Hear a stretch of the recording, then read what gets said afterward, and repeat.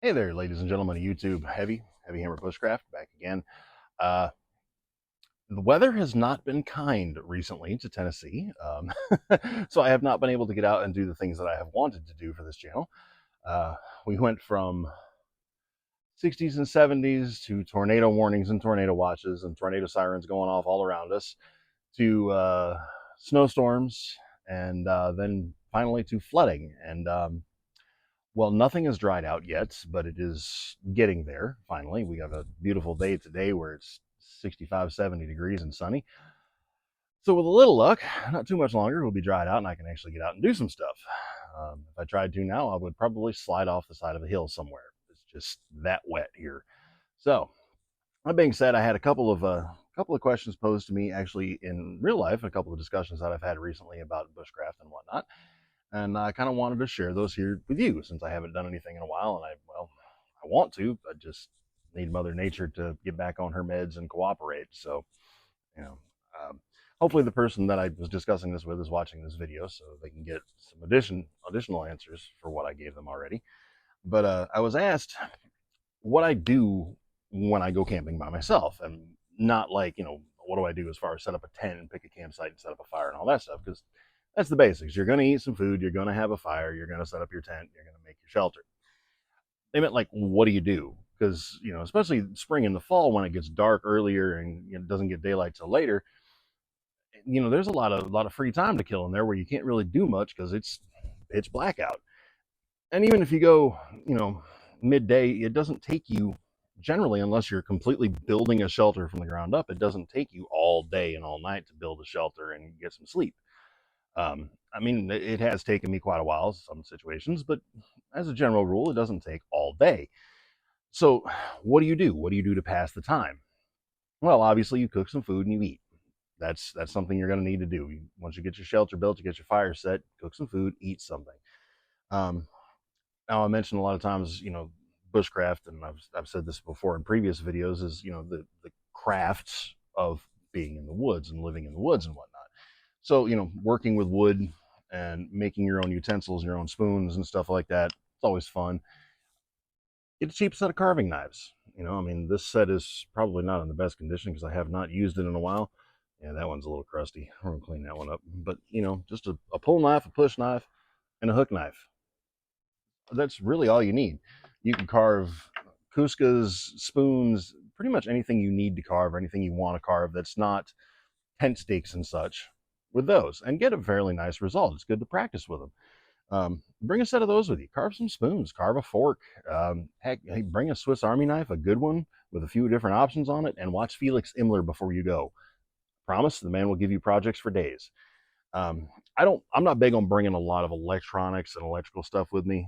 I'll bring, my phone, obviously, because somebody needs to get a hold of me, or if I want to shoot a video, a power bank to recharge my phone, and that's really about all the electronics I bring with me. I don't bring tablets and e-readers and such like that. I will bring a physical book with me, so I can read. Now, I do have a couple of battery lanterns that I can bring with me, but this here is probably my favorite lantern. Really simple, old school. I did the leather sheath for it thing there, but it just hangs and it burns a beeswax candle that burns for 9 or 12 hours, I believe. Um, I really can't recommend these things enough. These things are great. Those candles, this one's pretty well burnt out, but I mean that candle burned for I think it was close to 12 hours. And if you're inside a tent or something like that, be careful with the flame. Obviously, you don't want to catch your tent on fire, especially with a polyester tent, and melt yourself into it. But something like that, a little small LED lantern, that's great. You can sit there and read a book, relax. If you're going to carve something, you can do it by firelight, but a little lantern's never a bad idea. Um, Now, depending on weather and where I'm going and how long I'm going to be out, I also have my big storm lanterns that I can bring with me, hurricane lanterns, they're called. I don't like to carry those much because then you got to carry the kerosene fuel, and it's a whole extra process. But some form of light so you can read a book, carve some utensils, play around, just make some stuff, carve a little figurine, do something like that. It's just enjoy the peace and quiet and just be in the woods and present in the moment. That's kind of what I do. But I can see, especially with modern technology, modern conveniences, where we always have a cell phone in our hand or we always have social media to scroll or something like that. The temptation is great to pick up a phone and actually do that. Um, I don't like to if I'm going camping, particularly by myself. If I'm going camping, I want to camp. I want to do some bushcrafty things. I want to make some stuff. I want to play with my shelter. I want to play with my kit. I want to get things right, and I want to be present outside in the bush in the moment. I have a cat visiting, apparently. It's not mine. And by the sounds, it's in heat. But that's what I like to do. I like to be present in the moment and just, find a stick and carve something, just whittle something, practice making feather sticks, just do things like that. It passes the time amazingly well, and it connects you to what you're doing. It connects you to the lifestyle of the people that would have done that. So that's what I would recommend doing, and enjoy your time and just do bushcrafty, woodsy things. Don't try to be scrolling social media, and don't try to be, bringing tablets and e-readers and stuff with you.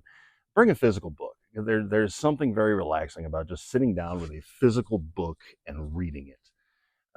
Obviously, again, if you have a lantern, be careful with flames inside your shelter. But there's nothing saying you can't set up a little tripod stick next to your head and sit here and read a book. You know, enjoy it. Stay outside. Stay in nature. That's I mean that's what this is all about. This isn't about survival and all that stuff. I know they get linked all the time, but this is just about enjoying being out in the bush and being out in wilderness and being in humanity's natural habitat. So, anyways, hopefully that sheds some light on what to do with all the free time while you're out camping and stuff, even if it's just a solo trip. So, give me some feedback if you like. I always enjoy hearing from you guys, hearing your stories, little anecdotes and whatever, just comments. So feel free to share some if you'd like. And I think that's all I got for right now. So until next time, we'll see you in the bush.